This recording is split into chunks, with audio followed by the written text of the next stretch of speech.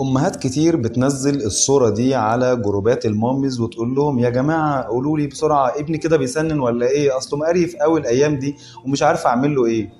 فانا حبيت اقول لك على حاجة. لازم تعرفي ان ضفيرة السنان بتبدأ تشق من عمر 3 4 5 6 شهور، يعني في الفترة دي. طب هل ده معناه ان الطفل هيسنن دلوقتي؟ لا خالص. امتى الطفل بيسنن؟ والله دي متراوحة، ما بنشتكيش قبل سنة وثلاث شهور. يعني ابنك لو عمره 8 شهور 10 شهور 12 شهر سنة وشهر شهرين، ما تقدريش تقولي ابنك متأخر في التسنين. انما انك تبص على بقه اصله مقريف اصله بيزن، ما طبيعي ده توقيت التسنين، وهتلاقيه بيزن وبيريل وبيعضعض فيكي وبيعض في اي حد معدي. وده كله مش معناه ان الطفل يعني بيسنن وخلاص هيطلع سنان.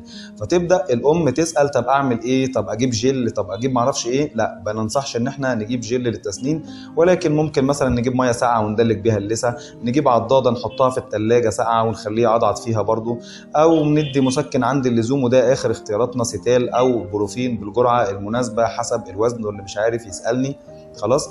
لكن ما فيش حاجه، اصل الصوره دي وتلاقي الامهات تقول لك لا يا حبيبتي لسه مش بيسنن، وتقول لها اه ما شاء الله ده قرب يسنن. عرفت منين؟ يعني الصوره غير معبره بالمره، وما بتفرقش نهائي في ان هو هيسنن او مش هيسنن.